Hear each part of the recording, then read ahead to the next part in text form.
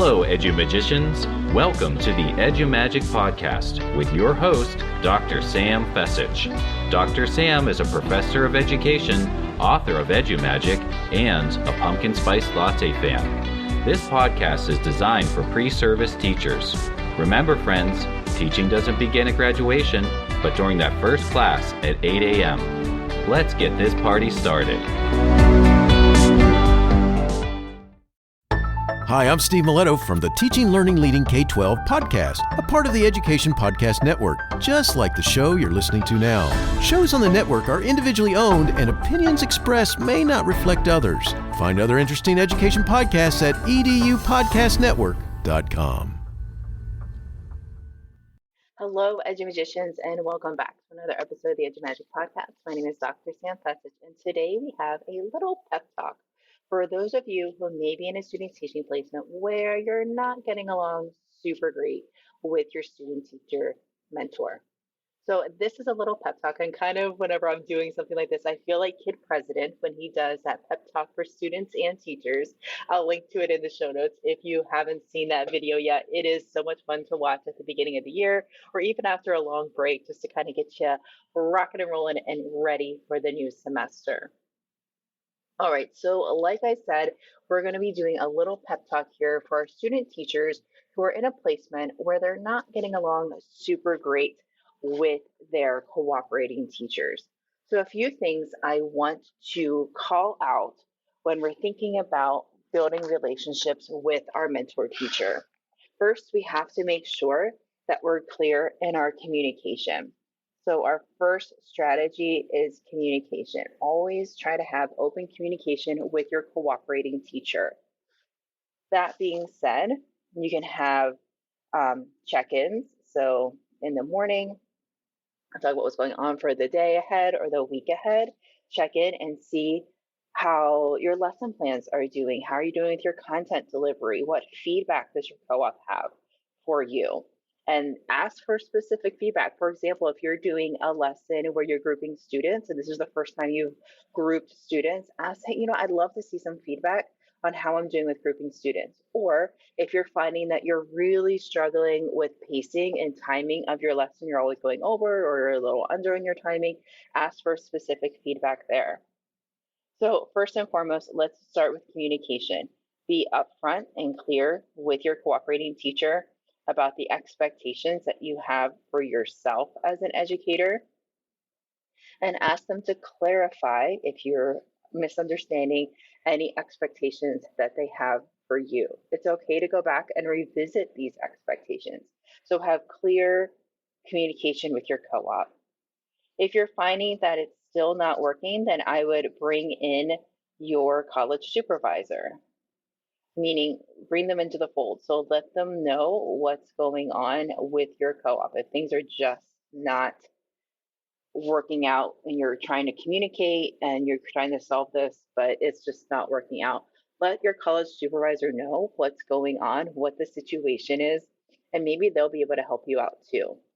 For example, if your co-op does not use a lot of technology in their classroom and you really want to try some cool stuff and you've explain why you might want to use it or how it could help the students, but your coaches are like, no, I don't think so, and you really want to try this out, ask your supervisor for ways to help support you in that. So it could be something like if your college supervisor is coming in to observe you, your college supervisor might want to see you use educational technology in meaningful ways. So maybe let your cooperating teacher know, this is something I need to try. When my college supervisor comes in, I need to have this done for an observation, something like that. Up next, I'm going to share with you a quick story. So whenever I was a student teacher in the early 2000s, I had two placements. One was in fifth grade, in a regular fifth grade class, and one was in a middle school learning support class. Both were great placements. I really enjoy getting to know the students, teaching the content, building those lessons, engaging students in learning. It was a lot of fun. I had my college supervisor come in and observe me once, and she pulled me aside, after I taught and, we did that reflection piece. And she said to me, "Hey, Sam, some people are really born to be teachers, and you're not one of those people."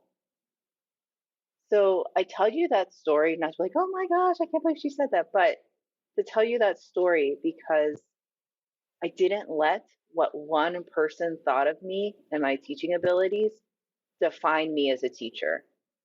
And if you're having something similar happen in your life where you're getting lots of negative feedback or nothing really positive from your co-op or from your supervisor, know that that one person does not define who you are as an educator. If you know in your bones and in your heart that you are meant to be a teacher, you're going to be a teacher. So don't let that one person define you as an educator. Also, in the same kind of tone here, don't let this one experience define your teaching experience. You've had lots of other teaching experiences, right? You've done field work or observations. Maybe you volunteered somewhere. Maybe you've done tutoring. Maybe you've taught vacation Bible school or Sunday school, or you've worked at a daycare or something, a day camp, a residential camp. You've done other things with students and they were positive, right? You've learned something from that. So don't let this one experience that might not be great define who you are as a teacher. You will have more teaching experience. This is just a 14-week or 7-week learning experience. You're going to learn things to do and things not to do in your own classroom. So take it as that. Take it as a long-term learning experience. I know it sounds like, oh my gosh, 14 weeks, that's so much time. But in the big picture, it's really not. So let me just end with one last thing. I know having a relationship with a cooperating teacher or a mentor teacher is really important. We learn from each other. It's a symbiotic relationship. We learn from one another. However, everyone doesn't have a fantastic relationship with their cooperating teacher, and that's okay. It's not fair. It's not what you deserve, and I'm sorry, and that sucks. It sucks that you don't have a great relationship with your cooperating teacher. But again, don't let that define your teaching experience. Friends, you have so much in you, and you're an educator of excellence. So if you're not getting the feedback that you want from your cooperating teacher, if all you're getting is negatives, look inward. So reflect on that. Okay, so maybe there are a few points here that you need to improve upon, but I bet you did some great things today too. So I challenge you. Yeah, I challenge you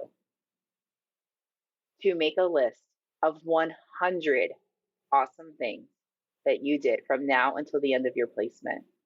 See if you can get more than 100 and focus on those positives.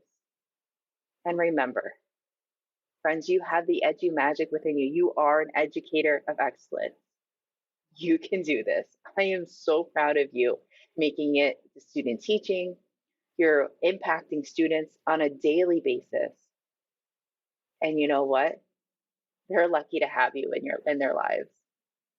And I'm blessed to have you as a listener to the show. So I hope that you enjoyed this episode. I know that this episode spoke to somebody. If it spoke to you in your heart, please let me know. Head on over to sfessage.com. You can drop me an email or you can send me a note on Instagram or Twitter at sfessage. Just for being an awesome listener today, if you head on over to the show notes, I have a little 100s chart for you to jot in 100 things that you rocked at during student teaching. Remember, friends, you have the edu magic within you. Bye for now.